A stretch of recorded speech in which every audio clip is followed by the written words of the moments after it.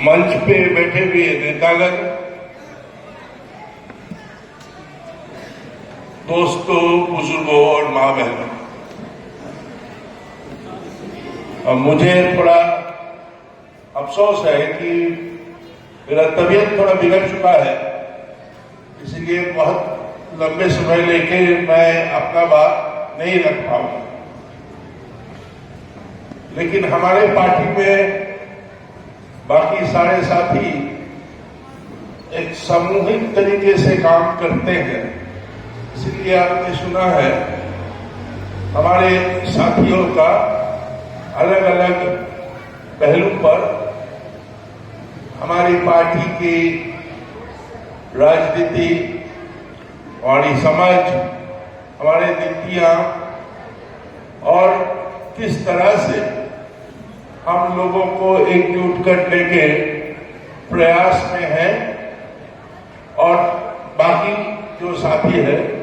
वो भी बताएं। फिलहाल हमारे सामने जिस किस्म का संकट है ये पहले कभी नहीं था, क्योंकि कम्युनिस्ट पार्टी के लिए, वामपंथियों के लिए हमेशा शासन एक चुनौती होता है, क्योंकि शासन हमेशा जो ताकतवर है उन्हीं के लिए काम करता है, जो अमीर है उन्हीं के लिए काम करता है। हम जैसे बोलते हैं लड़ाई तो लुटेरे और लूटे जाने वालों के बीच में है, लेकिन अभी जो स्थिति है वो गुणात्मक रूप से अलग है, इस मायने में कि अभी ये जो शोषण लोगों का, ये आर्थिक शोषण के साथ साथ बड़े पैमाने पे देश की एकता, लोगों की एकता, जात पात के सवाल पे, धर्म मजहब के सवाल पे, भाषा के सवाल पे, अलग अलग जो क्षेत्र के विशेषताएं हैं उसको लेके एक ध्रुवीकरण का राजनीति, और इसके साथ जोड़ दिया है, कॉमरेड सुरिंदर बोल रहे थे कि जो बड़े पैमाने पे समाज के अंदर आर्थिक और सामाजिक गैर बराबरी तैयार हुआ, जो केंद्रीकृत हुआ है सत्ता, और खास करके पिछले 3 चुनाव में दिल्ली के अंदर जो नरेंद्र मोदी का सरकार बना है, और हरियाणा में भी 3 बार बीजेपी सत्ता में आए हैं। असल में दूसरे पार्टियों के साथ बीजेपी का एक बुनियादी अंतर है। बीजेपी कोई आम राजनीतिक पार्टी तो है नहीं, बीजेपी आरएसएस का राजनीतिक प्रतिनिधि है। बीजेपी को नियंत्रण करता है आज। तो एक तरफ हम देख रहे हैं कि हमारे देश के जो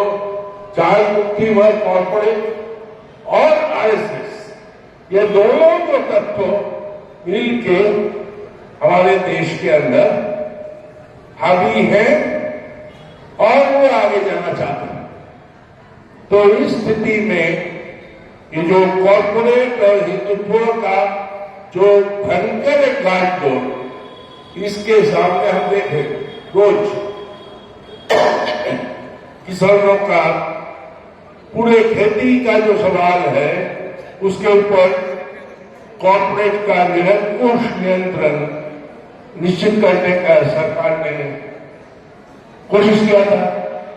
बहुत बड़ा आंदोलन हुआ, सरकार को वापस लेना पड़ा, लेकिन आज दोबारा कृषि नीति के तौर पे वो बातें वापस लाना चाहते हैं।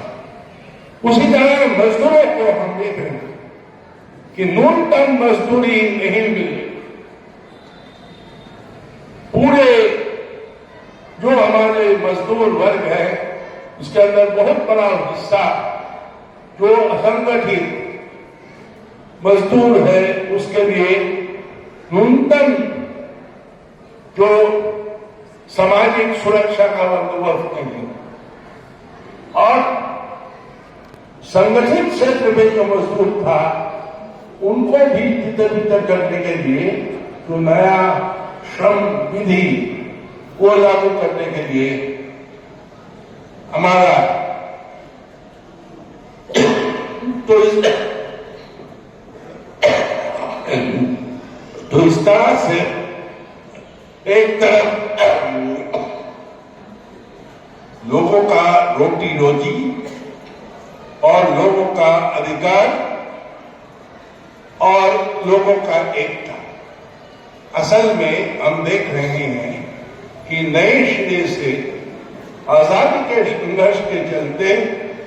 जो हासिल हुआ था संविधान, उस संविधान को तोड़ मरोड़ करने का कोशिश कर रहा है। तो इसीलिए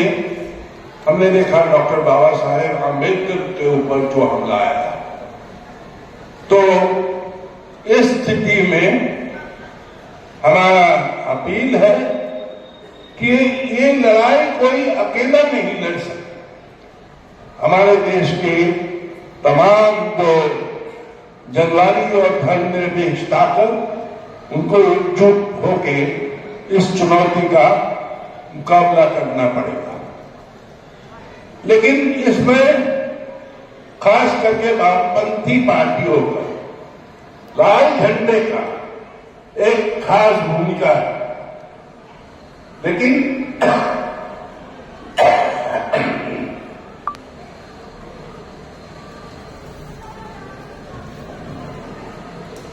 मजदूर और किसान जो ज्यादातर संख्या में है देश के अंदर, देश के आबादी के रूप में, अगर उनकी जो दृष्टिकोण, उनकी हितों का रक्षा करने वाली नीति अगर सामने नहीं आएगा तो ये जो व्यापक एकता धर्मनिरपेक्ष और जनवादी ताकतों का वो भी पुख्ता नहीं हो पाएगा और वो भी विकल्प के रूप में देश के सामने नहीं उभरेगा। और क्योंकि ये सरकार, इसका फांसीवादी रुझान स्पष्ट है, इसका देश की संविधान को तोड़ मरोड़ करने का रुझान स्पष्ट है, तो इस किस्म का एक तत्वों के खिलाफ, ताकत के खिलाफ लड़ाई में वो एकता बड़ा जरूरी है। और आने वाले दिनों में अगले 2 दिन हम ये चर्चा करेंगे हरियाणा के अंदर सम्मेलन में, और बाद में यहाँ से जो प्रतिनिधि चुने जाएंगे वो देश की जो हमारा महासम्मेलन है अप्रैल में मदुरई में, वहाँ पे हम चर्चा करेंगे अगले 3 साल हम कैसे हमारा रणनीति तय करेंगे और दृष्टिकोण तय करेंगे और लोगों को इकट्ठा करने के लिए आंदोलन और संघर्ष का क्या तरीका होगा, ये तमाम हम तय करेंगे। और इसमें देश की कोने कोने में हम लोगों के पास जाएंगे। लोग परेशान हैं, लेकिन साथ साथ एक स्पष्ट विकल्प के अभाव के कारण वो अपना पूरी जो भावनाएं प्रकट नहीं कर पा रहे। अपने कॉमरेड सुरेंद्र से सुना है कि यहाँ पे 60% लोग बीजेपी का विरोध करने के बावजूद भी हम देखा है कि किस तरह से सामाजिक विभाजन के चलते बीजेपी दोबारा विधानसभा चुनाव में जीत हासिल करने में सक्षम हो गई। आने वाले दिनों में लगातार संघर्षों के जरिए रोटी रोटी के ऊपर और उसके साथ ये जो राजनीतिक सवाल लोगों के बीच ले जाके